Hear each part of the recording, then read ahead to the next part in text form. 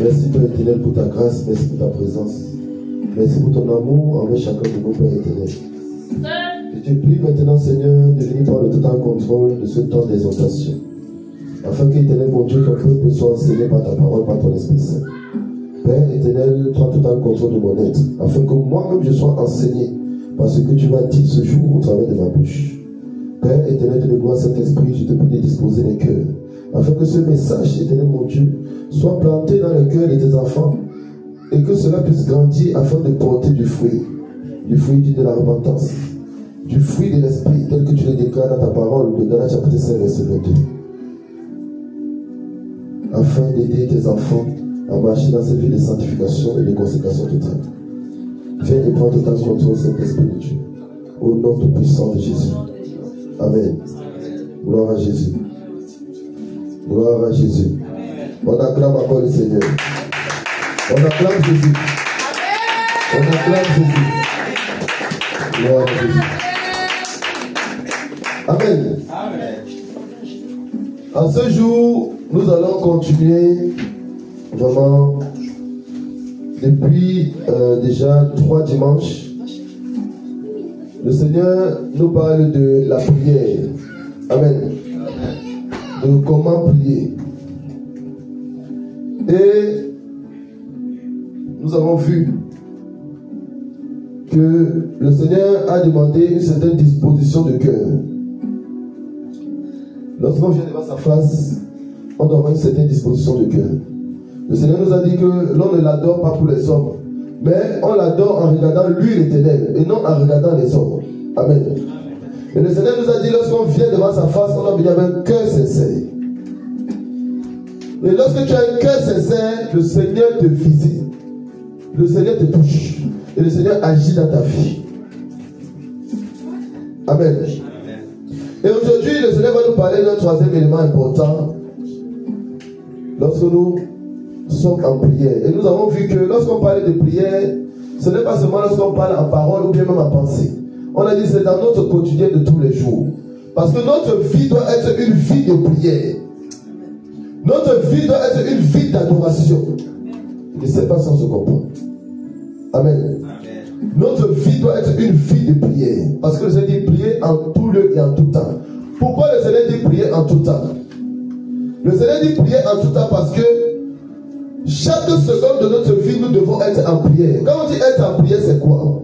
Être en prière, c'est avoir une attitude qui va dans la volonté de Dieu. Lorsque tu te comportes selon la volonté de Dieu, tu es en train d'adresser une prière au Seigneur. On a dit dimanche dernier, le Seigneur a pris l'exemple d'une sœur dans la Bible, Tabitha, qui faisait du bien aux hommes. Et lorsqu'elle est décédée, toutes ces personnes avec qui elle faisait du bien là, ont élevé la voix et dit que non, elle passait du temps à venir nous aider. Elle ne peut pas partir comme ça. Amen.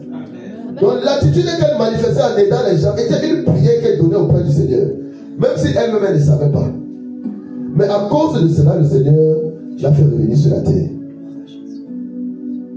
Lorsqu'on fait les dons aux orphelins, ce sont des prières qu'on fait à Dieu. Parce que lui-même il a donné ses promesses dans sa parole. Lui il dit qu'il est le père des orphelins. Donc lui il est censé prendre soin des orphelins. Donc si toi tu veux le faire à sa place, lui doit te récompenser. Je ne sais pas si on comprend ça. Donc c'est une prière. Mais pour cela, il faut le faire en étant sincère, en manifestant l'amour. Il ne faut pas le faire pour que les autres te regardent. Amen. Il faut que l'on comprenne bien ça parce que c'est très important. Amen. Donc nous devons avoir une vie de prière. C'est pour ça que le Seigneur dit, priez en tout lieu et en tout temps. Parce que quand les gens entendent prier en tout temps, ils croient que ça veut dire que chaque seconde tu es en train de parler. Elle est en train de parler. Elle est en train de parler pour prier. Non. Ta vie doit être une vie de prière, une vie d'adoration. C'est pour ça d'ailleurs que la femme doit porter le foulard tous les jours, en tout temps. Parce que ta vie est une vie de prière. Ta vie est une vie d'adoration. Vous pouvez vous asseoir. Ta vie est une vie de prière. Ta vie est une vie d'adoration. Et le Seigneur dit, priez en tout temps et en tout lieu. Donc en tout temps, tu dois avoir le foulard. Ceux qui étaient déjà venus ici pour la confession, pour la délivrance même, je pense que pendant la cuite d'âme, l'enseignement de la cuite d'âme, le Seigneur a permis qu'on leur explique pourquoi la femme doit porter le foulard. Je vais partir dans les détails parce que on va avancer dans les enseignements. On va avancer dans les enseignements parce que le Seigneur, j'avais dit dimanche dernier, je crois que c'est dimanche dernier, que le Seigneur avait donné un message en disant qu'il veut de nous, ses enfants, une vie de sanctification et de consécration totale. Et un jour, j'étais assis là, c'est venu dans mon esprit comme s'il fallait que je prenne le cahier avec un stylo pour commencer à écrire. Je ne sais pas où j'ai mis le cahier là, heureusement j'avais filmé. C'est dans le téléphone, j'ai envoyé ça par mail pour garder. Amen. Et quand j'ai pris le stylo, le Seigneur a commencé à me détailler son message. Il a commencé à me détailler. Du début jusqu'à la fin. Tout ce qu'il attend de nous. Quand il dit, il veut de nous une vie de sanctification et de consécration totale. Il a commencé à me détailler. Détailler point par point. Avec les versets qui venaient dans mon esprit. Et j'écrivais. Je pouvais faire 3, 4 pages où j'écrivais. Rien que pour cette phrase-là. Une vie de sanctification et de consécration totale. Pour nous, ses enfants. Et par la grâce de Dieu, on va entrer dans les détails de ce message. Amen. Parce que ce message-ci de la prière, à partir du verset 9, là où il dit, voici donc comment vous devez prier, notre Père qui est aux cieux, que ton nom soit sanctifié. C'est le même message. Pourquoi c'est le même message? Moi je dis que la Bible tourne autour, je ne sais pas comment on lise la Bible. Il faut avoir le Saint-Esprit pour qu'il nous explique sa parole. La parole de Dieu tourne autour de la sainteté. La parole de Dieu, pour nous les enfants de Dieu, tourne autour de la vie de sainteté et de consécration totale. Si tu es totalement consacré à Dieu, ça veut dire que tu obéis totalement à sa parole. C'est ça que le Seigneur veut de nous. Le Seigneur ne veut pas notre argent. Quand le Seigneur nous regarde, il n'attend pas notre argent. Il y a des églises qui disent qu'il faut faire offrande de rachat. Si tu as des problèmes, tout est bloqué dans ta vie, il faut venir faire offrande de rachat. Donc tu prends l'argent, tu viens voir le pasteur, tu lui donnes une offrande. Il prie pour ton problème. Comme il prie pour ton problème, le Seigneur va résoudre ton problème. Le Seigneur n'a pas besoin de ton argent. Il faut bâtir hôtel. On dit il faut bâtir hôtel. Le Seigneur, quand il te regarde, il ne veut pas ton argent. Le Seigneur te veut toi. Il ne veut pas ton argent, il te veut toi. Parce qu'il t'a créé pour que tu l'adores. Tu ne sais pas le Seigneur, tu n'adores pas le Seigneur, ta vie est bloquée et tu veux prendre ton argent pour aller donner pour que ta vie te débloque. Ce que tu attends de toi, tu ne le fais pas. J'espère que ça se comprend. Il ne faut pas être malhonnête, hein? C'est la malhonnêteté spirituelle. Dans le spirituel, il y a certaines actions qu'on commet là. Le monde spirituel nous voit comme les malhonnêtes, comme les escrocs, l'escroquerie spirituelle. Tu es un escroc. Tu ne veux pas faire ce que ton père te demande de faire, mais tu prends là, tu veux l'acheter. Là, on dit que tu vas acheter Dieu. Amen. On n'achète pas Dieu. Le Seigneur n'a pas besoin de notre argent. Le Seigneur a besoin de nous. Le Seigneur a besoin de nous, il n'a pas besoin de notre argent. Amen. Lorsque ta vie est bloquée, depuis là, je vais commencer l'enseignement, mais le Seigneur m'amène d'abord. Il faut se laisser conduire par le Saint-Esprit. Parce que quand on fait les cultes, c'est pour nous ici, mais il y a beaucoup de gens quand même qui regardent. Donc quand le pasteur parle, pourquoi il parle comme ça? On se laisse conduire. Donc ce qui vient dans mon esprit, c'est que le Seigneur me met à cœur de dire, il faut que je le dise. Amen. C'est important. Quand ta vie est bloquée, quand les choses ne marchent pas dans ta vie, quand tu n'arrives même pas à dormir la nuit, ou même si tu dors la nuit, parce que bon, tu es utilisé par la sorcellerie, mais on n'est pas tout. Donc tu te lèves le matin, tu dis que tu n'as pas rêvé. Pourtant, tu es en train de travailler, tu étais esclave dans le monde de la sorcellerie. Même si le matin tu te lèves, tu n'as rêvé de rien, tu n'as pas de problème. Mais tu vois, tes finances sont bloquées. Ta vie est bloquée. Tu as toujours des problèmes. On dirait que dans le monde ici, là, il n'y a que les problèmes qui se rattachent à ta vie. Quand tu es dans une telle situation, il ne faut pas aller donner l'argent au pasteur ou dire que pasteur, au fond, c'est pas bâti hôtel. Je bâtis hôtel. Non. Dans l'Ancien Testament, c'était l'heure du Père. Pour que le Seigneur descende sur la terre, il fallait qu'on bâtisse des hôtels. Pour ça même, il faut même peut-être un enseignement très profond pour que les gens comprennent. Mais je vais résumer ça pour expliquer aux gens que tous ceux qui suivent là, arrêtez d'aller donner l'argent au pasteur pour rien. Parce que quand vous donnez l'argent au pasteur, le démon là qui va venir à travailler pour faire semblant d'arranger ton problème, tu vas croire que c'est Dieu qui fait. Dieu n'a pas besoin de ton argent. Je parle clairement. Je suis un homme de Dieu de cette idée, j'ai dit. Amen. De cette façon, on se comprend. C'est le diable qui va prendre ton argent. En plus, même c'est une alliance. Sometimes il dit que c'est un enseignement. Parce qu'il commence à détailler les profondeurs spirituelles de ce qui se passe quand les gens disent qu'il va te bâtir au tel. Il se porte même plainte à le pasteur. Amen. Soyons sérieux avec le Seigneur. Quand ta vie est bloquée, si tu veux que le Seigneur agisse dans ta vie, si tu veux que ce soit Jésus-Christ de Nazareth, ce Dieu qui est saint, ce Dieu qui est amour, si tu veux que ce soit lui, le véritable Dieu là, qui vient agir dans ta vie, quand ta vie est bloquée, la seule chose que tu peux faire pour que le Seigneur te regarde, c'est d'aller devant la face de repentir. De cette façon, on se comprend. C'est la repentance. Le Seigneur m'a dit, c'est la seule chose que le pécheur peut faire. Lui, il regarde le pécheur et il a envie de venir vers le pécheur. La prière du pécheur est une abomination. Quand le Seigneur dit la prière du pécheur est une abomination, ça ne veut pas dire que si tu pêches, tu dois pas aller demander pardon en disant que non, ta demande de pardon, le Seigneur ne va pas recevoir parce qu'il dit ma prière est une abomination. Non. La prière du péché est une abomination dans le sens où quelqu'un pêche, il veut rester dans le péché, en même temps il prie. Tu ne te débrouilles pas, tu restes dans le péché, en même temps tu dis que tu sais le Seigneur, tu pries. Là c'est la prière du pécheur que tu es en train de faire.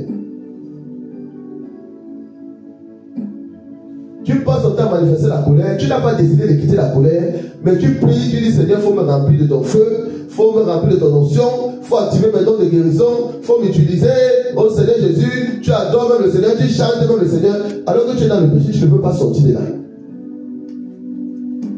Quand ta vie est bloquée, tout ne marche pas, va devant la face du Seigneur, répands-toi. J'avais dit à une soeur un jour, prends même 21 jours de jeûne de repentance. Elle m'a regardé, elle a dit, hey pasteur, c'est long, hein? Amen. C'est chrétien, vraiment, je ne sais pas ce que les chrétiens veulent. Quelqu'un a un problème. Le Seigneur donne les directives. Tu donnes la directive à la personne, la personne dit que non, 21 jours c'est long. Tu n'es pas fatigué de tes problèmes? Amen. Amen. Lorsqu'on vient devant le Seigneur, il faut que ce soit efficace. Lorsque tu parles au Seigneur, il faut que ce soit efficace. Tout ce que tu fais pour le Seigneur, ça doit être efficace. Quand je dis efficace, ça veut dire quoi? Il faut d'abord être sincère. Il faut être honnête d'abord. Il faut décider d'obéir à sa parole. Amen. Donc il ne faut plus aller donner l'argent. Même si moi, pasteur, tu veux me donner l'argent, tu dis que tu as un problème, tu mets l'argent devant pour parler de ton problème. Il va te chasser avec toi. Tu ne prends pas ton argent. Même si c'est des milliards, tu pars avec. On ne vit pas pour l'argent. Moi aussi, je ne vis pas pour construire une maison. Je ne vis pas pour avoir voiture, pour avoir maison. Moi, je vis pour le Seigneur. Amen. Et je le dis, je suis sincère. Amen. Et Dieu sait que je suis sincère dans ce que je dis. Je ne vis pas pour acheter maison. Je ne vis pas en regardant la voiture. Je ne vis... Non. Un chrétien doit vivre en regardant le Seigneur. Si le Seigneur veut que tu aies la voiture, il va te donner la voiture. Si le Seigneur veut que tu aies la maison, il va te donner la maison. Amen. Amen. Amen. Et le Seigneur me conduit finalement, on est en train de tomber sur le message de ce jour. Amen. C'est ça. N'allez plus bâtir les hôtels. Un jour, le Seigneur va permettre que l'on explique un peu spirituellement ce qui se passe. Parce que les chrétiens ont la méconnaissance du monde spirituel. Le diable est très rusé. Très, très rusé. Parce que le diable, pour agir dans ta vie, il a besoin que tu manifestes ton accord dans le spirituel. Pour être en alliance avec toi. Que tu sois dans l'ignorance, conscient ou inconscient, quand tu fais quelque chose, le monde spirituel considère que tu as fait. Que ce soit inconsciemment. Amen. Donc il y en a qui partent tisser des alliances avec les démons. Ils croient qu'ils sont en train de servir Dieu. Ils croient qu'ils sont en train de parler à Dieu. Quand tu pars donner argent, tu dis que je prends mon argent pour donner à un pasteur pour que mon problème, il prie pour mon problème. Tu es en train de tisser l'alliance avec le diable, avec le dévoreur. Dans le spirituel, tu tisses une alliance. Parce que le véritable Dieu ne demande jamais l'argent pour agir dans ta vie. Sinon, celui qui n'a pas l'argent fait comment? Parce que moi, quand j'entendais ça, il dit, mais celui qui n'a pas l'argent fait comment? Il faut m'expliquer où il doit d'abord aller chercher l'argent. Donc, celui qui veut que Dieu agisse dans sa vie, il n'a pas l'argent, il doit d'abord aller chercher l'argent. Quand il aura l'argent maintenant, il va venir au Seigneur. C'est pour ça qu'on dit qu'il faut être sincère et honnête. Quel Dieu peut accepter ça? Quel Dieu peut accepter ça? Donc on comprend que ce n'est pas Dieu. Le monde spirituel ne joue pas. Soit il y a le Saint-Esprit, soit il y a les démons. Soit il y a Dieu, soit il y a le diable. Ça ne joue pas. Tout à l'heure, pendant la repentance, le Seigneur dit, partout là où vous avez posé les pieds, même dans les églises où je ne suis pas là, demandez pardon. Parce qu'en posant vos pieds dans ces lieux, vos pieds ont été marqués, vos pieds ont été codés. Pour briser la promesse qu'il a faite sur vous. Parce que le Seigneur dit, partout là où tu poseras tes pieds, lui l'Éternel, il te donne ces lieux en ta possession. Le diable c'est ça. Donc quand tu entres dans une église où le diable est là, la première des choses qu'il fait, il marque tes pieds. Comme ça quand tu ressors de là, partout où tu vas poser tes pieds là, la malédiction va te suivre. Je ne sais pas si les gens comprennent les profondeurs du spirituel. Le diable connaît seulement le spirituel. Si le Saint-Esprit ne t'explique pas les risques du diable, tu ne vas pas comprendre. C'est la même chose chez les marabouts. C'est la même chose chez les féticheurs. C'est la même chose chez les voyants. C'est la même chose dans toutes les églises où le Saint-Esprit n'y est pas. Que le pasteur soit conscient, inconsciemment, agent du diable, c'est ce que les démons font. Tu peux être pasteur. Tu es même sincère. Tu dis que tu sais Dieu, mais si tu ne prêtes pas la sanctification totale, tu travailles pour le diable. Même si tu es sincère, tu es un agent inconscient du diable. Et c'est les démons qui travaillent dans ton église, ce n'est pas le Saint-Esprit.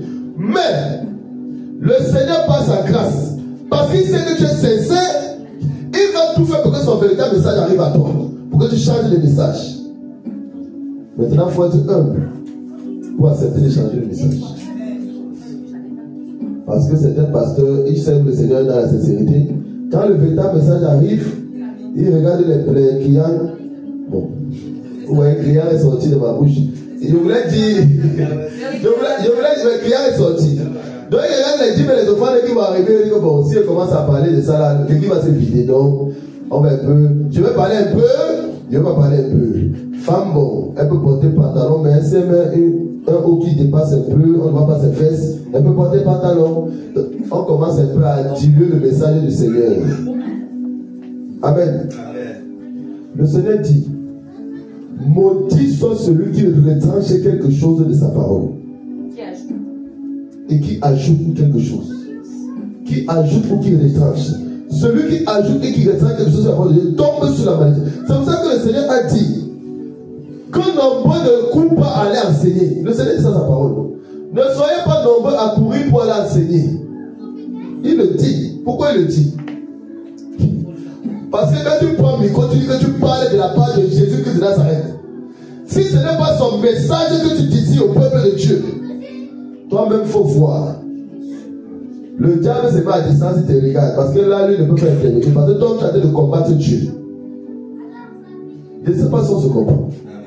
Si tu es un homme de Dieu, si tu es un serviteur de Dieu, un servant de Dieu, et que tu dis que tu parles de la part de Dieu, si tu ne parles pas de la vérité, de la toute vérité, Si tu ne parles pas de la sainteté, parce que Dieu est saint. Si tu ne parles pas du dépouillement, afin que les enfants de Dieu se dépouillent des œuvres du diable, leur corps, leur âme, leur esprit.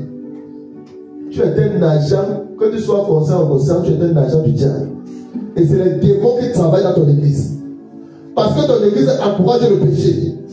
Même si c'est inconscient, ton église encourage le péché. Tu encourages le péché. Et le démon a le droit de venir travailler. Que tu sois d'accord, que tu ne sois pas d'accord. Le démon a le droit de venir travailler parce que ton message encourage le péché. Amen.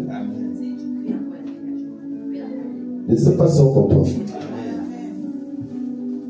Faisons attention. Le spirituel ne joue pas. Les gens, peut-être parce que le Seigneur ne les révèle pas ce qui se passe dans le spirituel, ils croient que rien ne se passe. Or, tout se passe dans le spirituel. Tout se passe dans le monde spirituel. Même tout ce qui se fait sur la terre, ça s'est décidé d'abord dans le monde spirituel. Même le diable, avant de venir organiser les guerres sur cette terre-là, il fait ses réunions, il décide ça là-bas. Amen. Faisons attention à tout ce que nous faisons pour le Seigneur. Nous devons être sincères et total dans notre adoration. Et si tu veux que le Seigneur vienne agir au travers de ta vie, il faut que tu aies pris la décision de marcher dans l'obéissance totale à la parole de Dieu. La vérité du Seigneur. Quand tu prends cette décision, même si tu fais des erreurs, le Seigneur va venir t'aider. Parce que ton cœur a totalement choisi. Même s'il arrive que tu pêches, le Saint-Esprit en toi va te donner cette envie de te répartir. Parce qu'il ne veut pas que tu restes dans le péché, dans la souillure. Quand tu es homme de Dieu, même si tu commets des erreurs, le Seigneur va tout faire pour t'interpeller. Parce qu'il sait que ton cœur là est sincère avec lui. Amen. Faisons attention pour tout ce que nous faisons pour le Seigneur. Nous devons être efficaces dans notre adoration. Nous devons être efficaces dans nos prières. Et j'ai dit la dernière fois, c'est là que même pour méditer la parole de Dieu, il faut que toi-même tu te regardes et tu vois que il faut être pur pour méditer la parole de Dieu. C'est pour ça que je dis toujours que même avant de méditer là, répands-toi d'abord. Il faut que le sang de Jésus qui te nettoie. Quand tu fais ça, dans le spirituel maintenant tu es saint. Étant saint dans le spirituel, lorsque tu ouvres la parole de Dieu, la puissance de Dieu agit maintenant, ça vient te nourrir. Parce que tu reflètes la nature de Dieu. Tu as son image, tu as sa ressemblance. Donc lui-même prend plaisir à venir t'enseigner, à venir te nourrir. Mais si à distance, il voit que tu es souillé, comment il peut venir parler dans tes oreilles? Comment il peut venir parler dans ton intelligence? Comment il peut venir parler dans tes pensées pour t'expliquer sa parole?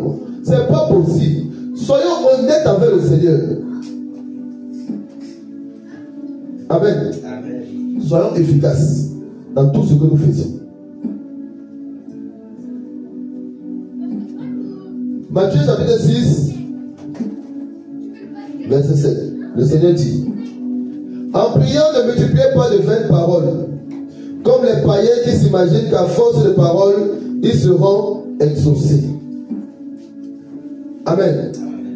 Ne multiplions pas de vaines paroles. Pendant que nous prions, ne multiplions pas de vaines paroles. Nous allons échanger un peu dessus. Parce que c'est très profond. Ce n'est pas seulement les paroles parler, dire les mots, non. C'est une attitude, un comportement que nous devons avoir. Dans notre adoration de tous les jours au Seigneur, il faut fermer la porte quelque chose. Dans notre adoration au Seigneur, dans nos prières, que ce soit en pensée, que ce soit en parole, que ce soit en acte, nous ne devons pas multiplier de vaines paroles. Nous ne devons pas multiplier des comportements vains. Qu'est-ce que le Seigneur appelle comportement vain? Des paroles vaines. Nous allons comprendre ça en ce jour. Amen. C'est très important. Parce que tu peux prier, tu peux prendre même 7 jours de jeûne à sec. Tu pries.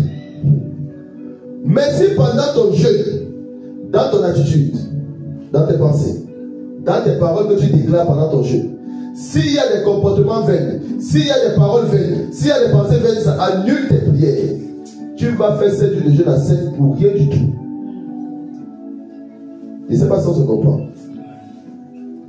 Si tu veux, il faut faire 7 jours de jeûne à 7. Tu dis, Seigneur, il faut que j'ai une Mercedes, une Range Rover. Il faut que j'ai une Range Rover. Tu n'as qu'à prendre 21 jours de jeûne à sec. Tu ne manges pas, tu ne bois pas. 21 jours, tu t'enfermes même dans ta chambre. Tu passes ton temps à louer, adorer, louer, adorer, louer, adorer. Tu fais des prières pour demander la Range Rover. Elle ne va jamais venir. Amen. Ça, c'est une prière vaine. Le Seigneur va permettre que l'on prenne des exemples comme ça au fur et à mesure pour que chacun comprenne ce qu'on appelle prière vaine, parole vaine, comportement vaine, pensée vaine. Amen. Tout doit se faire selon la volonté de Dieu. Tout doit se faire selon la volonté de Dieu. Amen. Qu'est-ce que le Seigneur appelle pensée vaine? On dit comportement vaine. Pensée vaine, comportement vaine. Voilà. C'est pour ça que ma femme et moi on forme un. Quand ça ne va pas, je demande à ma femme. Amen. Comportement vain, pensée vaine, parole vaine. Amen. Chaque jour, dans nos attitudes.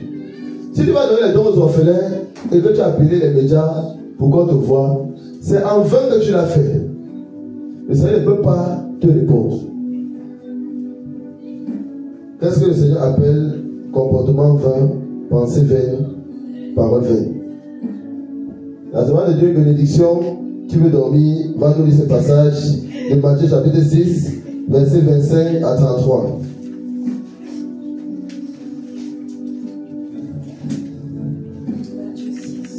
Matthieu chapitre 6, verset 25 à 34. Le Seigneur va nous expliquer dans ce passage ce que lui il appelle des comportements vains, des paroles vaines, des pensées vaines. En quoi nos comportements, nos paroles, nos pensées doivent être tournés. Lorsque nous prions, lorsque nous adorons le Seigneur, lorsque nous méditons la parole de Dieu, tout ce que nous faisons pour le Seigneur, notre comportement, nos pensées, nos paroles doivent être tournés vers où? Pour que ce ne soit pas en vain. Amen. Tu peux être sincère, mais si tu fais des attitudes, tu as des comportements vains, ça ne va pas marcher. Ta prière ne va pas monter. Nous allons lire ce passage, Matthieu chapitre 6, verset 25 à 34.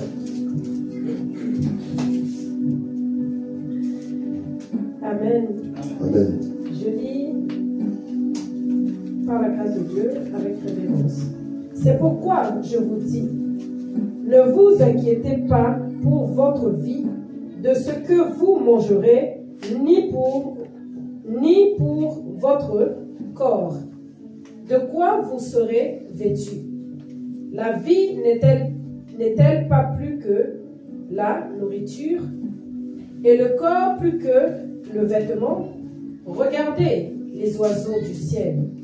Ils ne sèment ni ne moissonnent, et ils n'amassent rien dans des greniers. Et votre Père céleste les nourrit. Ne valez-vous pas beaucoup plus que qui de vous, par ses inquiétudes, peut ajouter une coudée à la durée de sa vie? Et pourquoi vous inquiétez au sujet du vêtement? Considérez comment croisent les lys des champs. Ils ne travaillent ni ne filent. Cependant, je vous dis que Salomon même, dans toute sa gloire, n'a pas été vêtu comme l'un d'eux. Si Dieu revêt ainsi l'herbe des champs qui existe aujourd'hui et que demain sera jeté au four, ne vous vêtira-t-il pas à plus forte raison, gens de peu de foi? Ne vous inquiétez donc point et ne dites pas que mangerons-nous? Que boirons-nous? De quoi serons-nous vêtis? Car toutes ces choses, ce sont les païens qui les cherchent. Votre Père céleste sait que vous en avez besoin. Cherchez premièrement le royaume et la justice de Dieu, et toutes ces choses vous seront données par-dessus. Ne vous inquiétez donc pas du lendemain, car le lendemain aura soin de lui-même. À chaque jour suffise sa peine. Amen. Amen. Amen. Gloire à Jésus. On acclame le Seigneur pour sa parole. On n'acclame pas le Seigneur assis. On s'élève, on acclame le Seigneur. Gloire à Jésus pour sa parole. Gloire à Jésus. Amen. Amen. Qu'est-ce que le Seigneur appelle parole vaine? Qu'est-ce que le Seigneur appelle pensée vaine? Qu'est-ce que le Seigneur appelle comportement vain? Dans notre adoration de tous les jours, dans notre attitude de tous les jours, dans notre manière de faire de tous les jours. Amen. Je vais répondre à la question avant de détailler. Le Seigneur dit à la fin, au verset 33, recherchez premièrement le royaume et la justice de Dieu, et toutes ces choses vous seront données par-dessus. Tout comportement, toute pensée, toute attitude, toute parole qui n'a pas pour but le royaume des cieux, la vie éternelle et sa justice est considérée comme des choses vaines. Je ne sais pas si on se comprend. Amen. Notre cœur doit être tourné vers le Seigneur. Notre cœur doit être tourné vers la recherche de cette vie éternelle-là. Nous devons être focalisés, concentrés sur cette vie éternelle, sur le royaume de Dieu et sa justice. Ça veut dire quoi? Si tout ton être est tourné vers le Seigneur, tout ce que tu vas demander à Dieu, ça sera pour le ciel. Bon, si tu vas aller au ciel, toi-même tu sais qu'il faut déjà faire la volonté de Dieu pour aller au ciel. C'est-à-dire que tout ce que tu vas demander au Seigneur là, il faut que ce soit dans sa volonté. Si déjà ce n'est pas dans sa volonté, c'est que ce n'est pas lui que tu as regardé dans ce que tu demandes. C'est-à-dire que si c'est ta chair qui a demandé là, comme l'exemple qu'on a pris pour la Range Rover, bah, ta chair veut la Range Rover. Mais pour demander la Range Rover, tu n'as pas regardé au ciel. Tu as dit, est-ce que le Seigneur, est-ce que c'est de sa volonté que j'ai une Range Rover? Ta chair veut la Range Rover, pas dire que c'est joli, c'est classe, c'est spacieux et tout. Tu veux rouler avec pour qu'on te voit, donc tu vas faire 21 jours de jeûne à sec. Pendant les 21 jours, là, le diable même va mettre à envoyer les songes de Range Rover. Tu vas voir que le Seigneur est écouté. Amen. Pour se moquer de toi, parce qu'ils aiment bien se moquer des chrétiens. Amen. Amen. Faisons attention. Lorsqu'on prend un jeûne,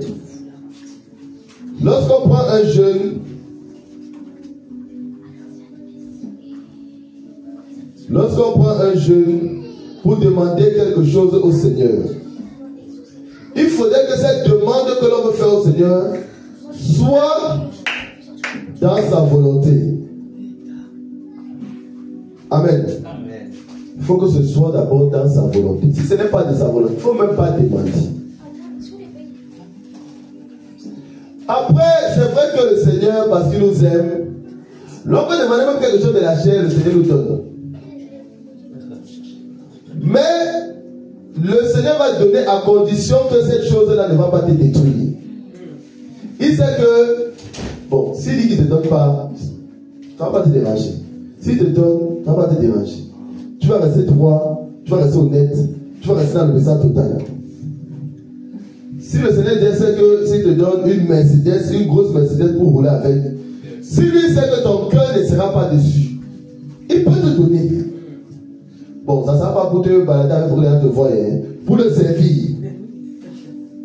Si tu es un homme de Dieu et que le Seigneur dit bon, le Seigneur veut toucher le cœur de quelqu'un, il te donne une grosse Mercedes pour le servir. Mais le Seigneur sait que, après même reçu la Mercedes, là, si dans 2 jours il te dit que Mercedes apprend ça, tu donnes à tel servante de ton église, tu vas aller donner sans problème. Et ça ne va pas te déranger. Parce que c'est la volonté de Dieu. Il ne sait pas si on se comprend. Je prends l'exemple là pour que les gens comprennent quand je suis en train de dire que si ton cœur n'est pas attaché à ça, il peut te donner. Dans ma maison là, la maison du Seigneur où j'habite, ce n'est pas ma maison. Le canapé qui est chez moi, si le Seigneur me dit, prends ce canapé, donne à mon frère, à ton frère, roi Salomon. Je vais appeler mon frère roi Salomon. Si ça vient de Dieu, hein, je vérifie que ça vient de Dieu. J'appelle mon frère roi Salomon. Je dis, mon frère, le Seigneur a demandé que je te donne ce canapé. Il faut qu'on organise déjà pour que tu viennes avec un camion, prendre-le. Je l'accompagne même chez lui, j'installe bien le canapé là proprement, puissamment. Parce que le Seigneur sait pourquoi. C'est pas ça qu'on comprend. Dieu sait pourquoi. Après avoir donné le canapé là même, Dieu peut aller toucher quelqu'un qui te fait un don de 10 000 euros. Alors que le canapé coûte 1 000 euros. Parce qu'il a vu que ton cœur n'est pas attaché à ça. Les enfants, allez rester dans la chambre. Les enfants, allez rester dans la chambre. Devenez plus ici. Allez dans la chambre. Et restez là-bas. Amen. Amen. Il ne faut pas venir créer la distraction. Amen. Amen. Quand le Seigneur sait que ton cœur n'est pas attaché aux choses de ce monde, il va même te bénir. Puissamment même. Parfois, comme les maris se disent, le Seigneur ne bénit pas certaines personnes parce qu'il sait que ça va les perdre. Parce que Dieu, quand il nous regarde, lui veut nous sauver d'abord. Lui-même, il regarde d'abord son royaume pour que nous ayons une position, une place dans son royaume. Donc tout ce que lui fait dans notre vie, c'est pour que nous puissions aller le rejoindre après. Donc si quelque chose va nous perdre, il peut décider de ne pas nous donner parce qu'il sait que ça va nous perdre. Si le Seigneur veut travailler l'humilité chez son serviteur et il dit, mon serviteur, je sais que tu aimes beaucoup le canapé là. Il faut prendre ça, tu donnes à ton frère. C'est là où Dieu veut voir si toi-même là tu le respectes là. Parce qu'on dit qu'il est le premier, le dernier. Si c'est Dieu le premier dans ta vie là, ça veut dire que c'est sa volonté que tu fais. C'est là où tu vas démontrer à Dieu que lui il est ton Dieu, il est ton Seigneur. C'est-à-dire que ce qu'il dit tu fais. C'est là qu'il faut démontrer. Je vous ai dit, mon frère, roi Salomon, il faut prendre ta grosse voiture là. Tu donnes à ta soeur telle. Tu vérifies que ça vient du Seigneur. Si ça vient du Seigneur, il faut donner. Vous savez, il faut pas être attaché aux choses de la terre.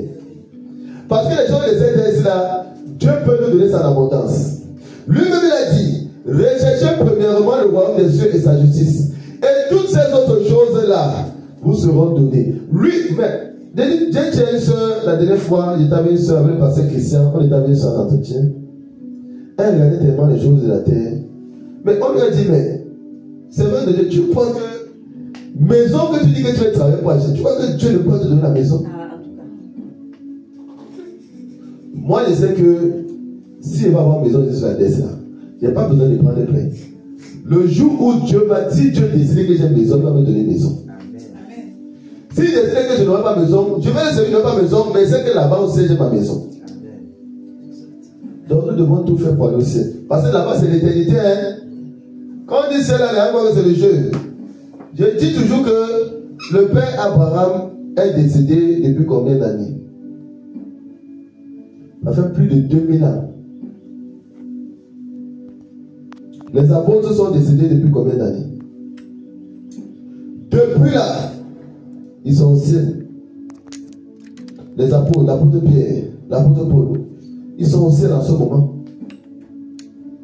Ça fait combien de milliers d'années qu'ils sont au ciel? Nous sommes en 2025 après Jésus-Christ. Donc, on va dire au moins que l'apôtre Paul, les apôtres qui ont servi après que le Seigneur soit remonté au ciel, on va dire ça fait plus de 1500 ans qu'ils sont partis. Amen. Je suis en train d'insister dessus. Parce que le Seigneur veut nous donner un message. Ça fait plus de 1500 ans qu'ils sont au ciel. Or, sur cette terre-là, pour faire 120 ans de nos jours, c'est compliqué. Bon, regarde, disons même que tu fais 100 ans sur cette terre. Compare tes 100 ans sur cette terre, les apôtres qui ont fait plus de 1500 ans au ciel. Ils sont dans la joie, dans la paix. Plus de 1500 ans. Ils sont tranquilles, ils adorent le Seigneur. Ils ont les biens, les maisons. Ils sont à l'aise. Amen. Parce qu'ils ont décidé de donner leur vie au Seigneur sur cette terre. Ils se sont sacrifiés pour le Seigneur. Ils se sont sacrifiés pendant des dizaines d'années pour le Seigneur. Et depuis plus de 1500 ans, ils sont dans la joie, dans la paix, dans le repos. Amen. Bon. Nous maintenant qui sommes sur cette terre-ci, supposons qu'il nous reste 100 ans à vivre sur cette terre. Bon. Toi tu vas gâcher tes 100 ans à vivre sur cette terre pour aller pour l'éternité là-bas te torturer en enfer. Quand tu meurs, c'est fini, hein? Soit c'est la paix à vie, soit c'est la torture à vie. Ça veut dire que ça fait plus de 1500 ans, il y en a qui sont en train d'être torturés au séjour des morts. De la même manière que depuis plus de 1500 ans, les apôtres sont dans la joie, la paix, le repos. Depuis plus de 1500 ans, il y en a qui sont en train d'être torturés dans le séjour des morts. Et après le séjour des morts, c'est l'enfer qui sera ouvert. La torture à vie. Il faut que chacun prenne conscience. Hein. Le Seigneur va permettre qu'on enseigne sur la fin des temps. Ça va arriver, la fin des temps. Les temps sont finis. Je ne vais pas sacrifier mon peu de temps qui me reste sur la terre pour être torturé à vie. En tout cas, celui qui choisit la torture à vie, c'est lui qui va être torturé. Il n'y a pas de problème. Moi, je cherche le ciel. Nous devons chercher le ciel. Amen. Et chaque église doit enseigner ça au peuple pour que le peuple puisse prendre conscience. Nous sommes sur la terre pour chercher le ciel. Le Seigneur lui-même dit que nous sommes de passage sur la terre. Lui dit que nous sommes en pèlerinage ici. Nous sommes de passage. Parce que où nous devons vivre là, où nous devons rester même là, c'est soit au ciel, soit en enfer. C'est chacun maintenant qui décide là où il veut aller. C'est pour ça qu'il faut être total avec le Seigneur. Il faut être sincère avec le Seigneur. Pour qu'il puisse nous aider par son esprit à marcher selon sa volonté. Pour avoir la grâce d'aller au ciel. Il faut d'abord être sincère. C'est pour ça que le Seigneur a posé les bases pour la prière, pour l'adoration, pour notre vie de tous les jours. Et parmi les 3 piliers que le Seigneur a posés, il y avait un des piliers qui était la sincérité de notre cœur. Dans tout ce que nous faisons pour le Seigneur. Parce que déjà, si tu es malhonnête, quand tu connais, tu vas partir. Amen. Le Seigneur dit, recherchez premièrement le royaume des cieux. Donc lorsque tu déclares des paroles pour le Seigneur et que tu pries en déclarant des paroles, les paroles que tu déclares là, si le but n'est pas de chercher le royaume des cieux, tu es dans la vanité. Tu es dans la vanité. Amen. Je vais prendre un exemple parce que les gens posent beaucoup de questions par rapport à cet exemple-là. C'est le mariage.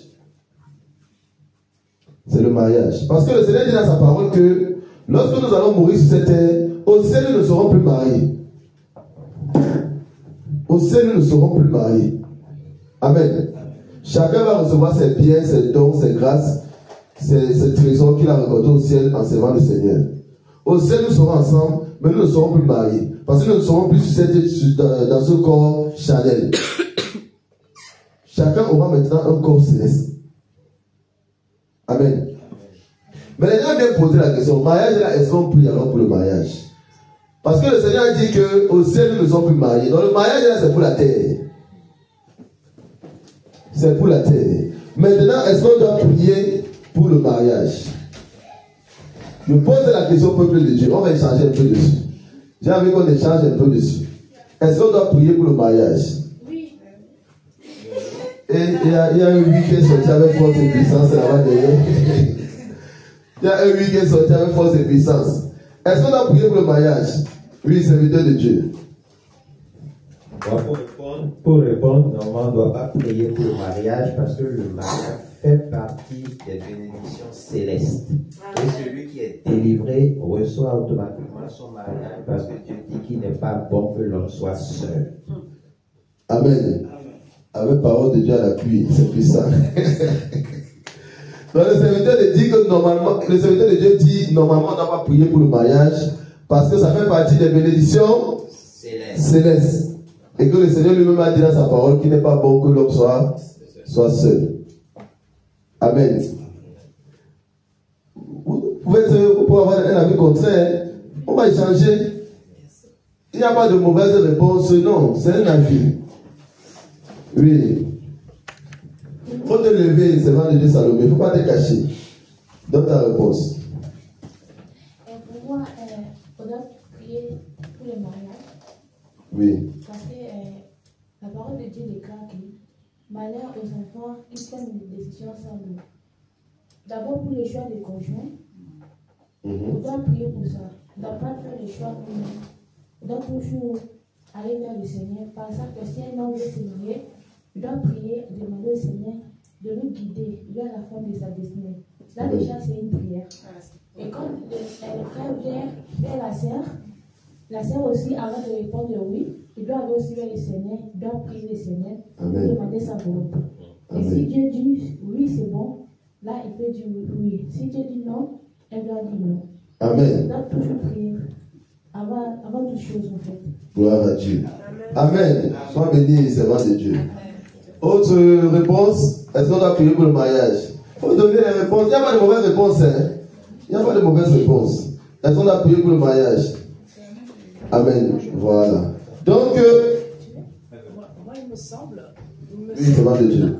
Moi, il me semble que dans la parole de Dieu, il est écrit que quand il a créé Adam et Ève, il leur a dit d'aller remplir toute la terre. Donc, c'est une institution qui a été faite par Dieu, quoi. Oui.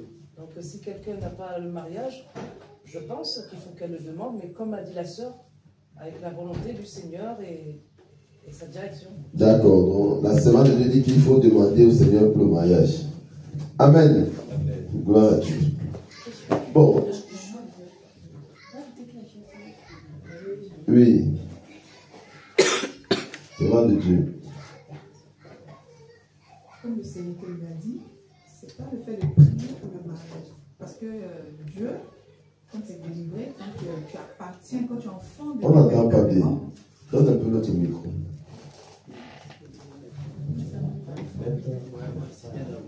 Ouais. Comme le serviteur de Dieu l'a dit, c'est pas le fait de prier pour le mariage. Parce qu'un enfant véritable de Dieu, quand tu es délivré, quand tu es délivré, toutes ces choses te seront données.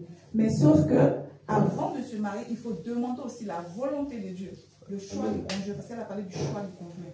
Parce qu'on ne peut pas faire le choix du conjoint n'importe comment.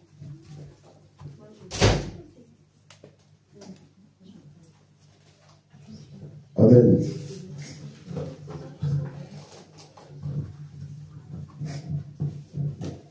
Parce qu'on ne peut pas choisir nous-mêmes que ce soit le conjoint. On ne peut pas faire nous-mêmes le choix du conjoint. Raison pour laquelle nous devons aussi demander la volonté de Dieu. Est-ce que cette personne, c'est l'homme de ta destinée ou la femme de ta destinée?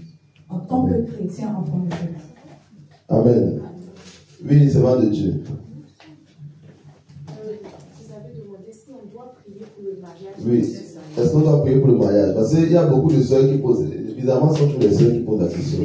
Il y a beaucoup de sœurs qui posent la question. Déjà, le mariage, c'est une promesse de Dieu. C'est une promesse que Dieu nous a faite. Et étant sur la terre, toutes les promesses que Dieu nous a faites doivent s'accomplir. Donc, si elles tardent à s'accomplir, on peut fléchir genoux pour demander à Dieu. Mais prier pour le mariage, déjà, elle est à nous, en fait. Elle est là, elle nous appartient, la promesse est là. Il peut y avoir un blocage, il peut y avoir... Des choses qui bloquent, mais c'est pas, on ne prie pas pour avoir le mariage, quelque chose qu'on n'a pas. Quelque chose qu'on a, on ne prie pas pour ça. Amen. Gloire à Dieu. C'est bon? Oui, c'est bon de Dieu. Tu voulais rajouter quelque chose?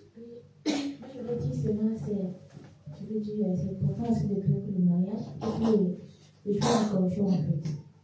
Parce que selon mes expériences que j'ai vécues dans le monde là, je suis vraiment convaincue que c'est important. Parce que parfois, tu es là, il y a beaucoup de gens qui ne prient pas pour le mariage et disent que ce n'est pas important. Et même s'ils sont prêts, parce que Dieu a mis chaque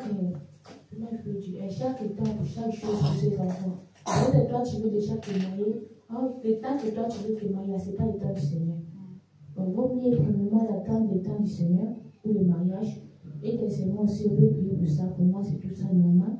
Et troisièmement, c'est important de mettre tout ça en ordre. Parce que l'ennemi peut mettre une femme ou bien un homme sur tes chemins. Là, c'est très important. Parce que moi, j'ai vu ça. Je connais les gens qui ont poussé les femmes, ce n'est pas les femmes de leur destinée, mais c'est déjà trop tard. Certains sont morts. Et je connais même les hommes de Dieu qui ont épousé les sirènes. Pas une créature de Dieu qui est possédée par les sirènes, mais une vraie sirène vraiment déguisée sur un démon en chair. Ils ont épousé. Maintenant, imagine le sort de tous ces fidèles-là qui sont dans son église là, il y a conséquence. Amen. C'est vraiment très important de prier pour la prière et pour le choix du conjoint. Et aussi attendre le temps de Dieu, c'est très important. Gloire à Dieu. Gloire à Dieu. Je ne sais pas du tout la question. S'il faut prier pour se marier, mais vous devez pour le choix du conjoint. Gloire à Dieu. Amen. Bon, je bénis le Seigneur pour vos réponses. Je bénis le Seigneur pour vos réponses. La semence de Dieu, bon, vu qu'elle était dans le monde des ténèbres, elle connaît ce qui se passe là-bas. En fait, pour le mariage, c'est important d'attendre d'abord le temps de Dieu. C'est-à-dire que tu es là, tu as 18 ans, au lieu de prier pour chercher la face de Dieu, toi tu pries pour mariage. Tu n'aimes pas. Amen. En fait, lorsqu'on est connecté à l'Esprit de Dieu, la parole de Dieu dit que le Saint-Esprit est comme le vent. On ne sait pas d'où il vient, on ne sait pas d'où il va. Je dis ça pourquoi? Parce qu'il peut arriver des cas où tu es dans une situation où, bon, mariage est la même, si tu réfléchis même, tu ne sais même pas que, bon, tu ne peux pas passer à ça. Mais le Seigneur te dit, prie pour le mariage. De toute façon, on se comprend. Parce que lui connaît ce qui se passe là-bas dans le spirituel. Le Seigneur peut te dire, prie pour le mariage. Lui-même peut te dire, prie pour le mariage. Et c'est même déjà arrivé. Tu prends le cas de la servante de Dieu Marie. Elle dormait dans la rue. Quand le Seigneur lui a dit, prie pour ton mari. Prie pour ton mariage. Elle ne savait pas prier. Elle a seulement déclaré quelques paroles. Mais le Seigneur avait besoin qu'elle déclare ces paroles-là pour agir dans le spirituel. Pourtant, elle était dans la rue. Bon, étant dans la rue, tu cherches d'abord même de quoi manger. Est-ce que tu penses à mariage? Tu cherches d'abord comment tu vas faire, où dormir. Tu cherches où tu dois dormir. Tu cherches ce que tu dois faire. Mais tu attends, prie pour ton mariage. Prie pour ton mari. Amen. En fait, pour tout, il faut prier. Lorsque c'est dans la volonté de Dieu. Le mariage, particulièrement, c'est quelque chose de très combattu par le diable. Parce qu'il y a un passage que le Seigneur met dans sa parole pour les couples mariés. Quand le Seigneur dit, si deux personnes s'accordent et lui demandent quelque chose, lui va répondre. Ça, c'est pour les gens qui sont mariés. C'est-à-dire que quand tu es véritablement marié selon le Seigneur, si tu te mets avec ta femme, tu demandes quelque chose au Seigneur. Le Seigneur, lui, il agit. C'est pour ça que les mariages sont beaucoup combattus. Donc, quand c'est le temps de ton mariage, il faut prier pour mariage. Pourquoi il faut prier? Parce que le diable, lui, il combat ça. Donc, quand quelque chose est combattu, tu as besoin de prier. Tu ne pries pas. Il y a des gens pour qui on prie pour les délivrances. Le mariage a été enterré. Son contrat de mariage a été enterré. On est parti dans la forêt, on a creusé, on a enterré ça, son contrat de mariage. Avec ça, tu vas te marier comment? Si spirituellement c'est à bloqué, tu ne peux pas te marier. Amen. Donc, lorsque c'est le temps du mariage, faut pas que ça devienne une obsession. C'est-à-dire que tu ne peux plus dormir parce que tu penses au mariage. Faut pas que ça devienne une obsession. Tu sais le Seigneur dans sa volonté, dans l'obéissance totale à sa parole. Tu t'intéresses sur les choses du royaume des cieux. Amen. Et maintenant, dans tes prières, tu peux déclarer des paroles. En fait, prier pour le mariage, c'est trop dit. Tu déclares des paroles pour ton mariage. Pour les blocages qui sont faits. Amen. Quand c'est le moment, il faut prier. Parce qu'il y a beaucoup de pièges. Et le Seigneur lui-même dit que l'homme ne doit pas faire quelque chose sans le consulter. Tel que la semence de Dieu a dit. Tu ne peux pas faire quelque chose sans consulter le Seigneur. Ça veut dire que lui n'est pas premier en tout dans ta vie. Quand je dis que c'est premier en tout dans ta vie, tout ce que tu fais, tous tes projets même que tu veux mettre sur cette terre-ci, tu vas d'abord devant la face du Seigneur lui poser le projet. Et c'est pas ça se comprend. Le mariage est un projet. Et c'est un projet qui peut être très dangereux. Parce que tu rates ton mariage, ça peut t'envoyer en enfer. Donc, prier pour mariage là, c'est aussi regarder la vie éternelle. Ah oui, hein? Si le Seigneur me met responsable de l'église, si avec ma femme, il y a des problèmes, on est tout le temps d'essayer de discuter, on ne s'entend pas, on ne s'accorde pas. Chacun peut avoir ses défauts, personne n'est parfait. Moi, je ne suis pas parfait, ma femme n'est pas parfaite. L'homme n'est pas parfait, la femme n'est pas parfaite. Mais, si tu tombes sur un démon en chair, il faut me dire comment tu vas faire pour t'en sortir pour servir le Seigneur. C'est pour ça qu'il faut prier. Il ne faut pas seulement voir femme jolie, jolie là, parce que le diable lui connaît ton goût charnel, il connaît. Pourquoi le diable connaît? Parce que quand tu es venu sur cette terre d'abord, tu es venu sous la malédiction des adorations de famille. Donc ces démons-là qui te possédaient t'ont étudié. Quand tu étais dans le monde là, tu faisais ton désordre, tu partais de femme en femme, d'homme en homme, tes mauvaises pensées. Quand tu as les mauvaises pensées, le diable a accès à tes pensées. Donc toutes tes mauvaises pensées sur tes hommes, tes femmes que tu veux là, lui connaît. Quand tu étais dans la débauche, tu disais que non, moi il préférait telle fille, il préférait tel garçon, j'aime que mon homme soit comme ça. Quand tu parlais là, lui il écoutait, il écrivait. Il a les registres là-bas pleins. Il a un domaine là-bas où c'est les registres. Chaque personne a son registre.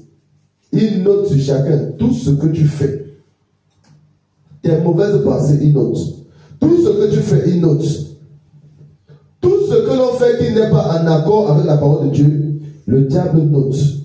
Donc il te connaît. Donc quand mariage là, le temps de mariage arrive, il connaît l'homme qui peut envoyer vers toi pour que ta chair puisse s'exprimer. Il connaît la femme qui peut envoyer vers toi pour que ta chair puisse s'exprimer. Donc si tu es trop charnel, il va t'envoyer une démon en chair, une sirène même là, qui prend une apparence de forme humaine. Elle prend l'apparence du genre de femme que toi tu aimes là, pour venir te séduire. Elle va venir prier avec toi, tu vas voir que c'est Dieu qui l'a envoyé. Amen. Pourtant, c'est un démon en chair. Il y a des gens qui sont mariés avec des démons en chair. Oui. Il y en a. Il y a une soeur, il y a une maman là à Abidjan, elle faisait un démon en chair. Elle s'était mariée avec un démon en chair. Non. Elle a eu un enfant, démon en chair. L'enfant l'a même fui le camp de prière. Il ne veut même pas venir dans le quartier. L'enfant est un démon en chair. Son mari est un démon en chair. Quand tu es dans un foyer comme ça, elle allait dans le bureau de l'évangile, elle pleurait. Il dit qu'elle est tombée enceinte. Le Seigneur dans sa parole, je vais expliquer ce passage-là, où le Seigneur dit, à l'époque de Moïse,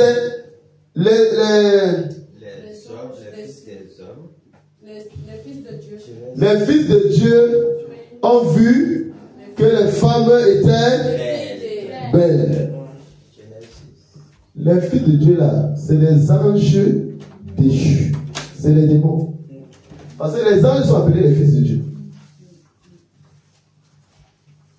Ça s'est passé à l'époque. Bon, c'est passé, c'est long. Expliquer ça, c'est très long. Je vais résumer ça un court résumé. À l'époque, quand les anges étaient déchus, quand les anges avaient été précipités, le diable avait été précipité avec les anges. À l'époque, quand il a corrompu un tiers des anges au ciel, Bon, moi j'aime toujours dire, et c'est la vérité, que le Seigneur ne s'est pas levé pour aller combattre le diable quand il s'est révélé au ciel. Le Seigneur est resté tranquille. Il a dit, Michael va gérer son cas. Amen. Puis, il a envoyé l'archange Michael gérer son cas. Il allait le chicoter et on a la possibilité avec tous les autres anges. Les autres anges, il y a aussi d'autres archanges. Amen. Et quand ils ont été précipités, ils sont descendus sur la terre maintenant, couchés avec des femmes. Et c'est en ce temps-là même que, parce que j'avais expliqué, c'est très long. J'avais expliqué que quand les anges étaient descendus, avaient été précipités. C'est dans cela que la nature même a été corrompue. Pourquoi il y a des esprits qui habitent dans les arbres? Pourquoi il y a des esprits qui habitent dans les cailloux, dans les grottes, même dans les maïs? La semaine de Dieu Marie, on adore le maïs chez elle, le maïs. Quand ils ont mangé là, qui est très bon là. On adore le maïs chez elle, donc chez eux on n'a pas besoin de manger le maïs. Parce qu'il y a des génies qui habitent dans le maïs. Pourquoi? Parce que quand les démons ont été précipités, le diable maintenant a commencé à mettre son royaume. Il est descendu au deuxième ciel. Il a occupé le deuxième ciel. Il a occupé le premier ciel. Il est descendu, il a occupé le monde de l'air. Il a occupé les forêts. Ils ont occupé les grottes. Sous les eaux, ils sont allés habiter. En fait, dans toute la création, ils sont allés habiter. C'est pour ça que vous allez voir dans un village, on dit que le caillou s'y parle. Lorsque tu demandes quelque chose, tu es malade, tu vas parler au caillou. Tu reviens le lendemain, tu vois une herbe à côté du caillou que tu vas utiliser. Et ta maladie, il déplace ta maladie par des génies qui habitent dans les cailloux. Donc à l'époque, les anges avaient couché avec des humains. Et ils avaient fait des enfants. On va un jour étudier ce passage après la grâce de Dieu. Mais ils avaient fait des enfants qui étaient, on les appelle des géants. À l'époque. C'était des géants.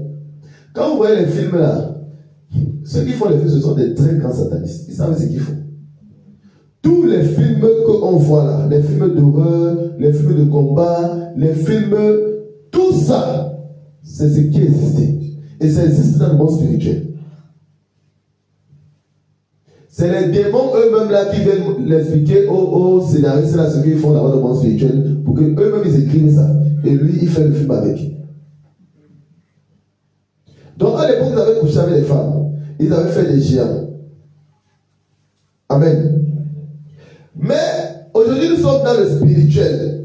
Dans l'ère du spirituel, l'ère de l'adoration en esprit. Et ce qui a été fait à l'époque, ça se fait encore aujourd'hui. Dans les deux dimensions. C'est-à-dire qu'un démon peut venir prendre une forme humaine et physiquement, il vient, il couche avec toi. Quand tu couches avec les femmes à gauche à toi là, tu rencontres des femmes en bas de nuit, tu peux coucher avec elles. Il y a beaucoup de sirènes qui prennent des formes humaines, qui partent dans les boîtes de nuit pour coucher avec les hommes. Parce qu'elle sait que quand elle couche avec toi, c'est une alliance. Elle n'a pas besoin de coucher avec toi. Parfois, même tu fais un petit bisou là, c'est une alliance. Regard même de séduction là, elle couche avec toi, mais il est qu'avec le regard. Et quand elle couche avec toi comme ça, dans l'esprit, vous avez fait une alliance. Elle a une alliance avec toi. Elle peut maintenant partir. Vous êtes déjà en alliance dans l'esprit. Quand tu vas dormir, elle va venir coucher avec toi pendant ton sommeil. De la même manière que les anges étaient descendus, ils avaient couché avec les femmes physiquement à l'époque. Aujourd'hui, physiquement, il y a des démons en chair qui couchent avec des hommes, qui couchent avec des femmes. Et pendant que tu dors, un démon peut venir coucher avec toi. Il y a un serviteur de Dieu, sa femme là même, c'était dans la journée. Elle marchait dans la journée, le démon couchait avec elle. Un niveau de possession très élevé. Dans la journée. Il y a une soeur qui était arrivée ici, de Hollande, en décembre. Elle, le démon couchait avec elle dans la journée. Et elle voit le démon, il vient, il couche avec elle. Elle voit. Pas qu'elle dit que c'est comme si quelqu'un m'a touché. Elle voit. C'est pas du jeu. Ah. C'est pas du jeu. Donc, les ténèbres, il ne faut pas rigoler avec eux. Il ne faut pas jouer avec eux. Amen. Amen. Donc, faisons attention. Tout ce que nous faisons, nous devons regarder le royaume des cieux. Il est important de prier pour le mariage. pour ne pas tomber sur un démon en chair. Il y a beaucoup de démons en chair sur cette terre. Ils sont très nombreux. Parfois on dit des choses, quelqu'un qui n'est pas spirituel va croire que mais les gens là racontent. Bon, les gens là vraiment, comme un athée m'avait dit, vraiment ça, vous c'est l'hôpital psychiatrique. Et pourtant tout est à la télé. Hein. Oui. Il dit vous c'est l'hôpital, vous c'est l'hôpital psychiatrique. Amen. Faisons attention. Il y a beaucoup de démons en chair. Donc, mariage, là, quand c'est le temps du Seigneur pour ton mariage, il faut prier. Parce que c'est un projet. Il faut que tu recommandes ce projet entre les mains du Seigneur. Pour que lui, il guide toutes choses. Pour que lui, il valide la personne qu'il a choisie pour toi. Amen. Amen. Tout ce que nous faisons, nous devons avoir l'accord du Seigneur. Être dans la volonté de Dieu. C'est ça. Cherchez d'abord le royaume des cieux. Parce que tout ce que tu fais peut t'écarter du royaume des cieux. Ça peut t'éloigner du ciel. Il y a une soeur qui marchait dans la rue. Elle avait vu un enfant qui était sans abri. Elle dit bon, le Seigneur demande d'aider les gens. Elle a pris l'enfant, elle a mené l'enfant chez elle.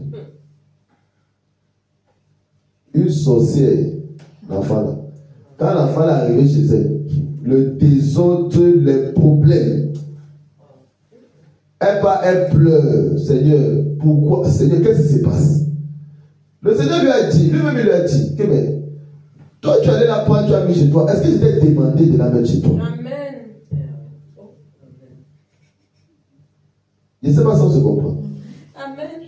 Tout ce que nous faisons, nous devons avoir l'accord du Seigneur. Moi je dis que quand Dieu donne son OK pour quelque chose, ça veut dire que lui te donne sa protection. Si Dieu te dit que fais ça, le diable ne peut pas t'attaquer par rapport à ça. Parce que Dieu t'a demandé de faire. Donc lui va te protéger. Même si le diable vient t'attaquer, Dieu lui va te protéger parce que c'est lui qui t'a demandé de faire. Tout ce que nous faisons doit avoir l'accord du Seigneur Jésus. Si un homme même vient te demander un mariage, il faut aller le mettre en prière. Il ne faut pas courir parce que tu veux mariage, tu acceptes. Il faut le mettre en prière. Si Dieu ne valide pas, tu lui dis d'abord qu'il reste d'abord là-bas. Ça a bien compris. Il faut me laisser tranquille, je vais prier. Dis-lui que je vais prier. Tu pries. Si le Seigneur te dit et te confirme, va voir le pasteur pour qu'il y ait 2 confirmations.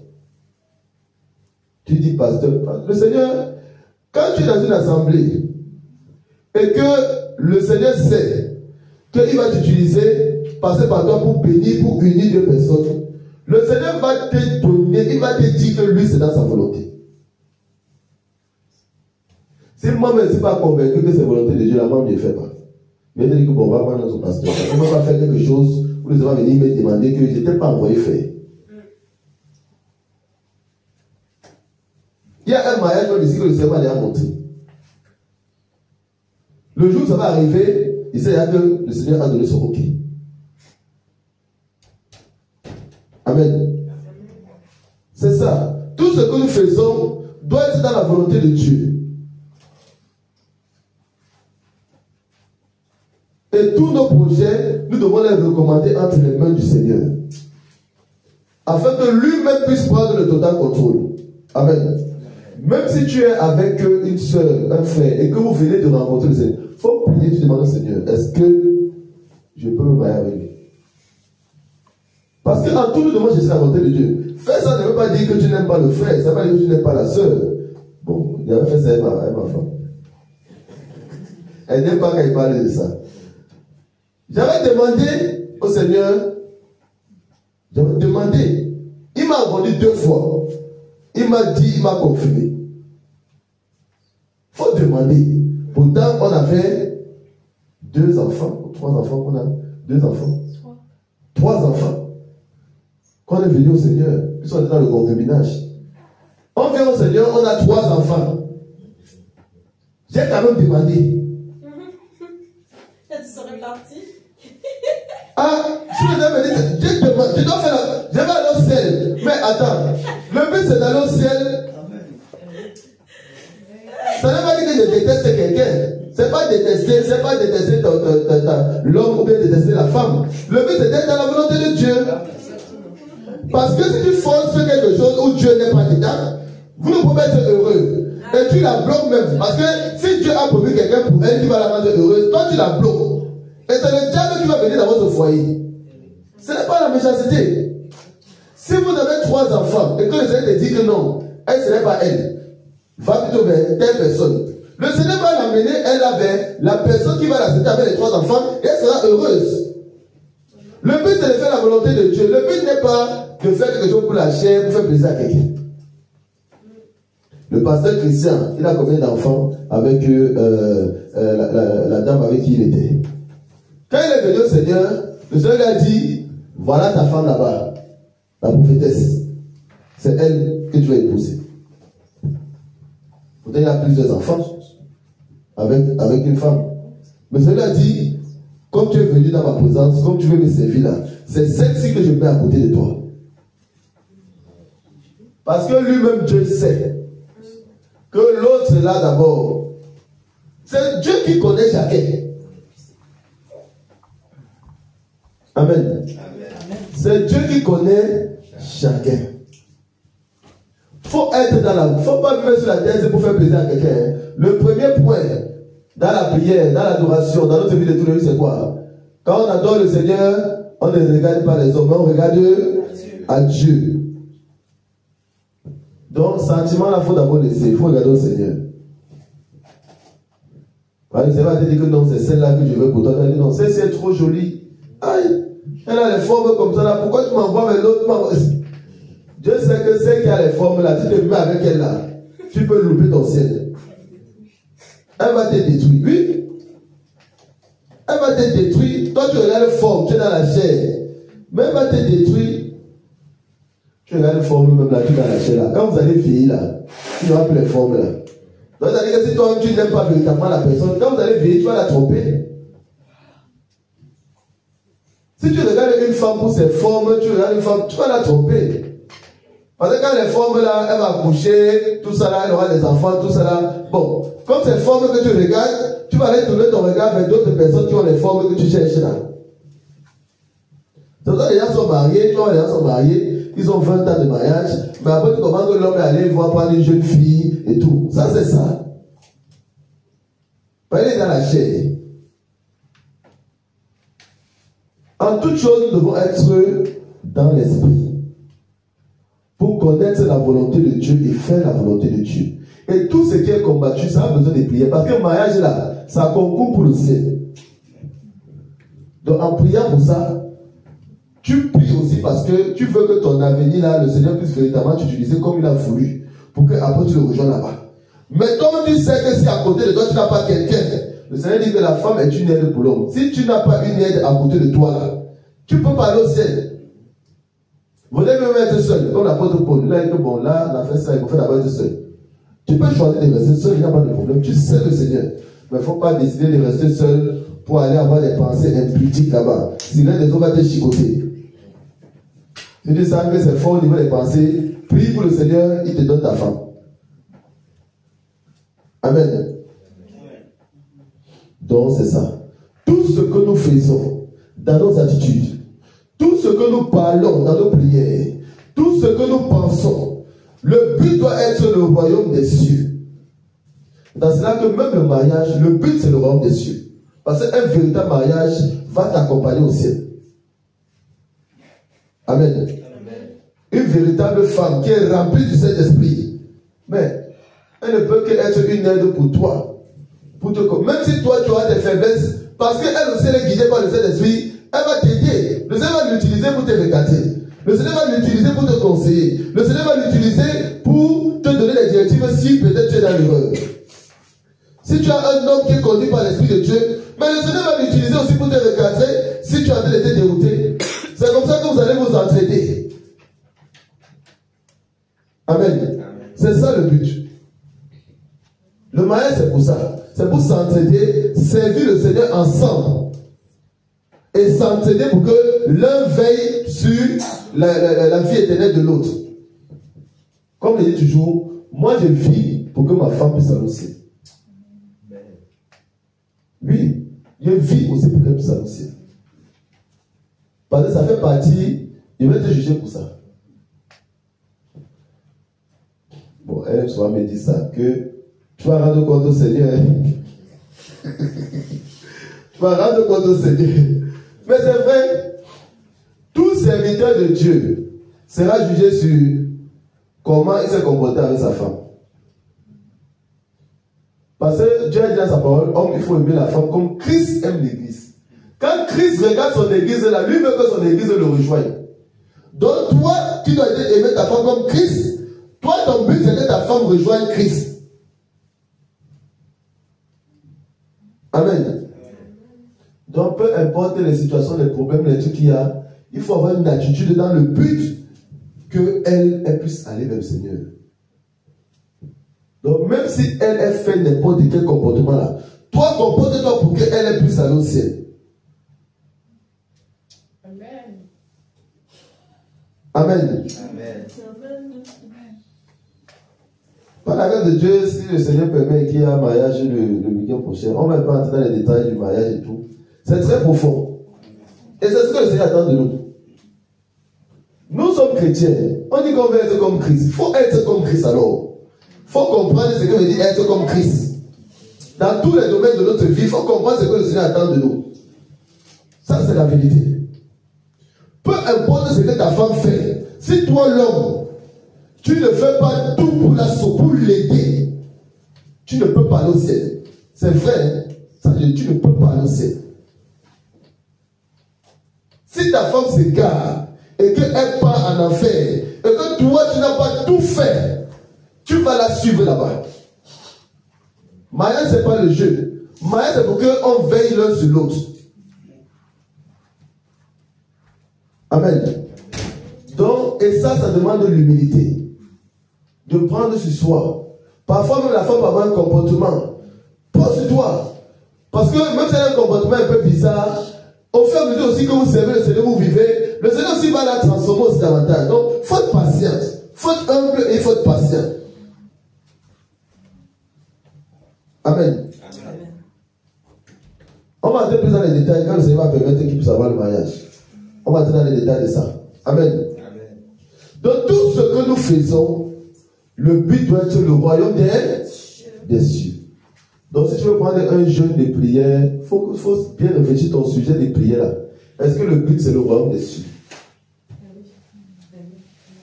Amen. Même mariage, quand tu pries pour ça, c'est parce que tu veux quelqu'un à côté de toi avec qui vous allez servir le Seigneur. Vous entraînez pour aller au ciel. C'est ça le but du mariage. C'est pas pour aller prendre un musulman, tu vas tout le temps te tirer, que aller là-bas, ou bien aller prendre quelqu'un qui est dans la franc-maçonnerie, tu vas tout le temps te tirer dans ces adorations bizarres. Non. Dieu unit ses enfants. Moi, je dis tout ça. Dieu unit ses enfants. Dieu unit ses enfants. C'est pour ça que quand Dieu, on prie pour que Dieu unisse deux personnes, il doit avoir le Saint-Esprit. On va expliquer plus en détail ça. Parce que Dieu unit ses enfants. Il ne se mélange pas. Il ne va pas prendre un enfant du diable, venir prendre son enfant, prendre un enfant du diable, lui dit qu'il est dans ça. Il vient faire quoi dans ça? Lui qui est saint. Amen. Amen. Donc, évitons les paroles vaines lorsque nous prions. Évitons les comportements vains, évitons les pensées vaines. Si tu réfléchis dans tes pensées, tu parles au Seigneur et que tu demandes quelque chose au Seigneur, il faut que ce soit dans sa volonté. Il faut que ce soit pour le royaume des cieux. Il faut que ce soit pour le fruit de l'esprit. Ça, le Seigneur permet encore que je parle de ça. Les prières qu'un chrétien doit faire tous les jours, c'est demander le fruit de l'esprit. Ça, c'est dans la volonté de Dieu. C'est ça qui t'amène au ciel. Tu ne manifestes pas le fruit de l'esprit, tu ne vas pas au ciel. Donc, il y a des prières qu'il faut faire tout le temps. Demander le fruit de l'esprit. L'amour, la paix, la joie, la bénédiction, la tempérance, la douceur. Tu dois demander ça. C'est ça qui t'amène au ciel. Amen. Et ça, c'est sûr que c'est la volonté de Dieu. Quand tu demandes ça, tu sais que tu es dans la volonté de Dieu. Donc Dieu est sincère, il va le faire. Tout ce que nous faisons, nous devons être dans la volonté de Dieu. Amen. C'est ce que le Seigneur veut nous dire ce jour. Toujours être dans sa volonté. Éviter les paroles vaines dans nos prières. Il y a les paroles que tu déclares, tu parles la nuit et ne te regarde même pas. Tu ne peux pas prier pour tuer le sorcier de ta famille. Ça ne sert à rien. Par exemple, aimez vos ennemis. Bénissez ceux qui vous maudissent. Donc le sorcier de ta famille qui te maudit tous les matins là, Dieu te demande de le bénir. Donc si tu veux être dans la volonté de Dieu dans ta prière par rapport à ce sorcier, il faut le bénir. Il faut implorer la miséricorde du Seigneur sur sa vie. Là tu es dans la volonté de Dieu par rapport à cette situation. Amen. En toute situation, nous devons être dans la volonté. Quand tu pries, rassure-toi que tu es dans la volonté de Dieu. Sinon ça ne sert à rien. Et si par malheur même le diable réussit à tuer cette personne, il faut savoir que son sang va te réclamer, va crier contre toi. Parce que tu as déclaré des paroles contre lui. Et lui, il est parti sur cette terre.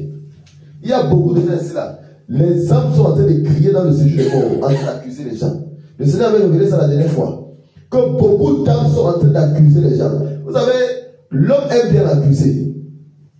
La nature de l'homme là, quand il dit que non, c'est à cause de celui-ci, c'est à cause de celui-là. L'homme aime bien accuser. Même ta femme là ou ton mari, s'il se retrouve au séjour des morts, et que toi tu disais que tu étais chrétien, il va dire là-bas que tu étais à côté de lui, mais tu ne l'as pas été. Parce qu'il sera dans la souffrance. Une telle souffrance que il va chercher tout moyen pour sortir de là. Pour que le Seigneur ait compassion de lui. Donc il va t'accuser. Même s'il t'aimait trop sur la terre, il va t'accuser là-bas. Même si elle t'aimait trop sur la terre, elle va t'accuser là-bas. Parce que là-bas, là, c'est le feu. Amen. Donc, il faut éviter que les âmes crient contre nous dans le séjour des morts. Les sorciers de la famille ont prié pour que le Seigneur les aide. Pour que le Seigneur ait compassion d'eux.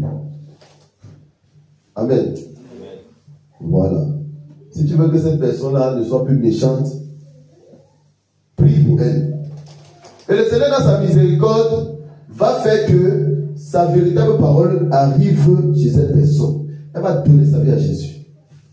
Le Seigneur va la délivrer, elle va sortir de la sorcellerie. Et elle sera même une bénédiction pour beaucoup d'autres personnes. Là, tu as fait une prière qui a porté. Parce que ta prière, le but de ta prière était le royaume des cieux. Parce que le but de ta prière est le royaume des cieux, tu pries pour que le Seigneur ait compassion des membres de ta famille. Parce qu'il sait que si le Seigneur les sauve, ils seront aussi des sources de bénédiction pour sauver d'autres personnes. Et c'est dans cela que tu as de contribuer à remplir le royaume des cieux. Tu ne regardes pas ta personne parce qu'on te poursuit la nuit. Les gens te poursuivent la nuit, il faut chercher ta délivrance. Pour que quand tu vas prier pour le sorcier, là, le Seigneur aura véritablement compassion de lui. Amen. Je ne sais pas si on se comprend. Il y a beaucoup de profondeur cachée derrière tout ce que le Seigneur dit. Quand le Seigneur dit bénis celui qui te maudit, ça même là c'est un enseignement. C'est un enseignement très fort. La manifestation de l'amour de Dieu envers ceux qui nous persécutent. Ça, celui qui manifeste l'amour envers les gens qui le persécutent, Dieu va tout faire pour qu'il ait le ciel. Parce que Dieu sait que l'homme là, quand quelqu'un t'aime, c'est facile d'aimer la personne. C'est facile d'aimer quelqu'un qui t'aime. Mais quelqu'un qui te persécute tous les jours, qui vit même pour te détruire, jusqu'à physiquement même il te montre, spirituellement il le fait. Si tu aimes véritablement cette personne-là, Dieu ne va pas te lâcher. Parce que ton cœur là, c'est un cœur des gens qui méritent dans nos ciel. Amen. Amen. Donc, en tout ce que nous faisons, recherchons les intérêts du royaume. C'est parce qu'on cherche les intérêts du royaume que, peu importe l'humain qui est sur cette terre, peu importe comment il est, on prie pour que le Seigneur ait compassion de lui. Pour les intérêts du royaume. Pour que lui, il puisse aller au royaume des cieux. Amen. Dans tout ce que nous demandons au Seigneur, dans nos prières, dans nos pensées, dans nos attitudes, dans nos comportements, nous devons chercher les intérêts du royaume. En toutes choses, les intérêts du royaume. Et non nos intérêts personnels. En toutes choses. Quand tu cherches les intérêts du royaume, Tu ne peux pas t'énerver contre ton frère, ta soeur, ou bien rester en colère contre ton... Non. Toi, tu sais que si tu restes en colère contre ton frère, ta soeur, ce n'est pas bon pour toi, ce n'est pas bon pour ton frère. Là, vous n'êtes pas en train de chercher les intérêts du royaume. Le Seigneur dit que la colère de l'homme n'accomplit pas la justice de Dieu. Peu importe la raison pour laquelle tu te mets en colère, tu n'es pas dans la justice de Dieu. Amen. Même si quelqu'un vient, il tue ton père, il tue ta mère, il tue tous tes frères, il tue toutes tes soeurs, il tue toute ta famille, il te laisse toi seul. Pour Dieu, tu n'as pas le droit de te mettre en colère contre cette personne. C'est Dieu, hein? C'est Dieu, non? Mais Dieu veut ce cœur-là. Parce que cette personne a agi comme ça à cause des démons qui le possèdent. Cette personne-là, si tu pries pour cette personne, quand tu vas délivrer cette personne, lui-même il pleure te demander pardon parce que lui-même il ne sera pas conscient de ce qu'il a fait. Tu l'accuses pour rien. Ce n'est pas lui. Il est assujetti. Amen. Amen. Donc il a besoin d'aide. C'est pour ça qu'il a fait ça, parce qu'il a besoin d'aide. Donc pour les intérêts du royaume, prie pour lui. Que le Seigneur ait compassion de lui. Amen. Amen. Quand tu as un cœur qui fait ça, le Seigneur ne peut pas t'abandonner. Il dit la vérité, hein? Quand un cœur est en train de regarder les intérêts des autres et non ses intérêts personnels, Dieu ne peut pas t'abandonner. Parce que Dieu lui il est fidèle, il est amour. Parce que Dieu lui-même il est comme ça. Parce qu'en faisant ça, tu manifestes sa nature. Là, tu es vraiment en train d'être à sa ressemblance là. Amen. Donc, voilà un peu le message du Seigneur en ce jour. En toute chose, recherchons les intérêts du royaume. C'est dans cela que nous n'allons pas manifester des comportements vains, des pensées vaines, des paroles vaines, dans nos attitudes, dans tout ce que nous faisons, dans nos prières, dans notre adoration. Amen. On s'élève, on acclame le Seigneur pour ce message. Gloire à Jésus. Gloire à Jésus. Amen. Les chantes de l'Éternel, les chantes de l'Éternel vont nous accompagner